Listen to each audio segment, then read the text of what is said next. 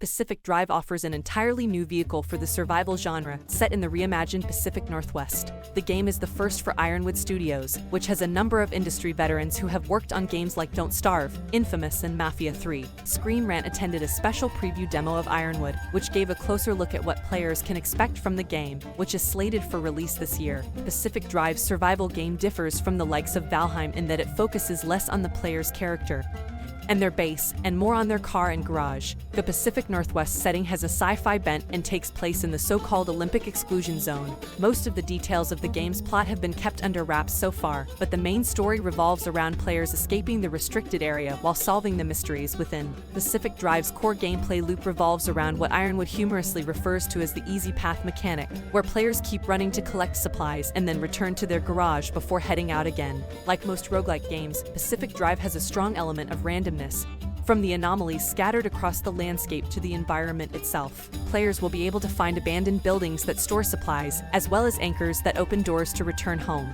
Over time, players can expand Pacific Drive's garage center and create equipment that allows them to do things like break down broken materials. Here, players will be able to repair and modify their station wagons, and Ironwood Studios aims to provide an experience that balances realism and accessibility. For example, players don't need to know the ins and outs of engine swapping, but it still feels organic to people. The garage is also where players in Pacific Drive craft tools and fill the trunk of the car with everything they might need for their next trip.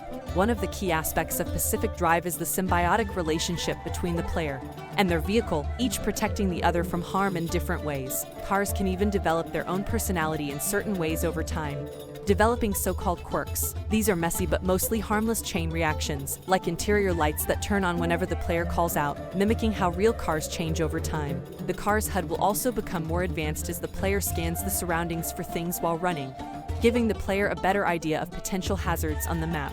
While most driving games offer a choice between first-person and third-person perspectives to make the game world more immersive, Pacific Drive will only offer the former, but Ironwood Studios says they've done a lot of playtesting to avoid common nausea. Stimulating opinions can lead to. The upcoming game is a welcome addition to the vehicle mod survival genre, and the vast, sci-fi-tinged Pacific Northwest looks set to offer plenty to explore. When Pacific Avenue opens later this year, players will experience all that the Olympic restricted zone has to offer. Pacific Drive will be released for PS5 and PC in 2023. Thanks for watching. Don't forget to like and subscribe, and support my channel.